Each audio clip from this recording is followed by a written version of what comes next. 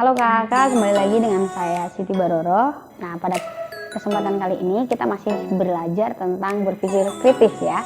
Di video pertama kita sudah belajar pentingnya berpikir kritis. Nah, pada video kali ini kita akan belajar tentang langkah-langkah atau cara supaya kita bisa berpikir kritis.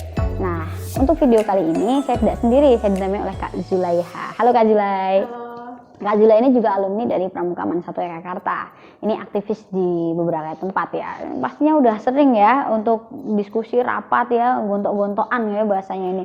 Oke, langsung aja ya kita tanyain langkah atau gimana sih Kak supaya kita tuh bisa bisa berpikir kritis dimanapun, kapanpun gitu. Kalau itu soal kebiasaan sih Kak. Wedew. Berat ya kalau misalnya masalah kebiasaan. Tapi kan kebiasaan tuh ada awalnya. Nggak mungkin kan kita udah kebiasaan, kan ada yang pertama gitu. Nah, untuk pertama kalinya supaya kita bisa membiasakan kita tuh berpikir kritis itu gimana?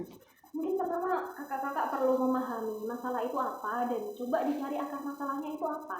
Gitu. Oke, cari akar masalah, terus masalahnya itu apa? Ya. Nah, contohnya gimana Kak? Cara paling mudah untuk mengidentifikasi masalah itu yaitu dengan menggunakan 5W1H gitu.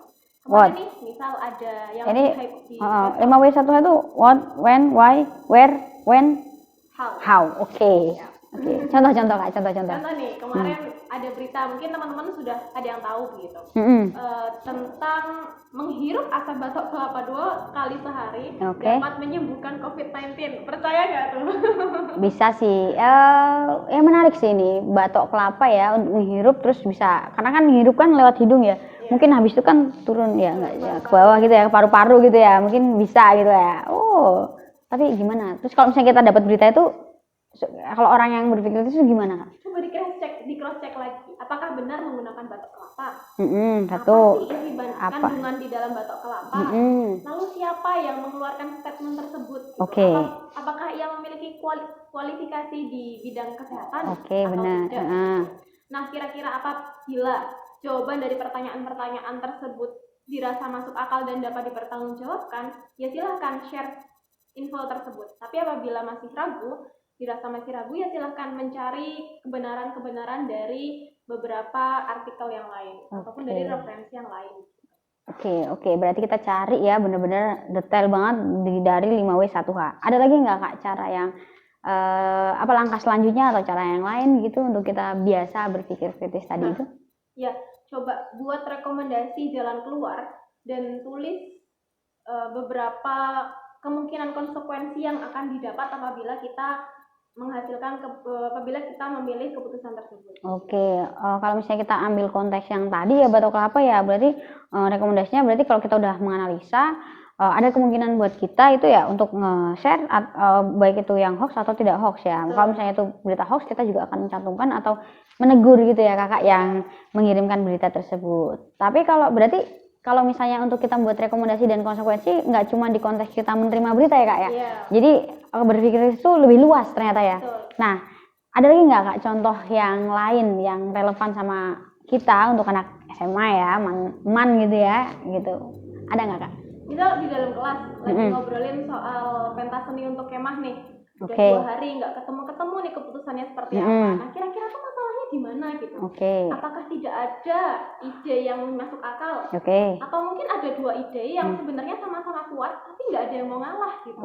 Berarti kalau yang kita cari misalnya nih akar masalahnya kan tadi yang pertama akar masalah ya. Nah, ketemu akar masalahnya itu tadi yang kedua aja yang menarik tuh. Ada 2 ide yang saling kuat. Nah, tapi nggak mau ada yang ngalah. Nggak ada yang ngalah gitu kan. Terus dengan tadi cara yang kedua yaitu buat rekomendasi diagnosisnya gimana?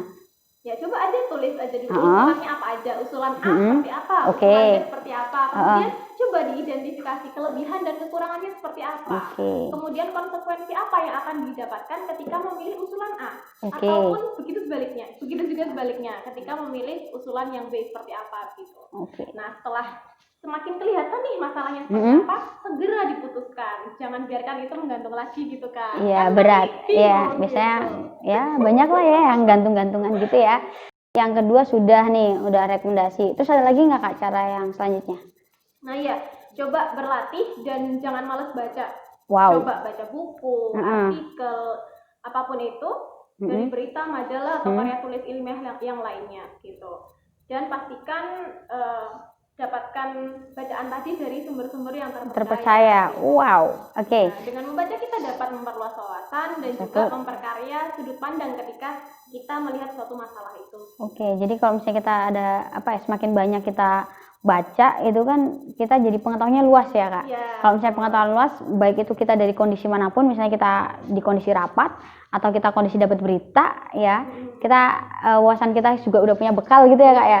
Jadinya kita juga akan lebih terbiasa ya untuk berpikir lebih kritis dengan apa yang datang, informasi apapun yang datang pada kita. Iya betul. Dan apapun bidang yang kakak geluti, jangan lupa membaca topik-topik lain yang ada di bidang lain begitu.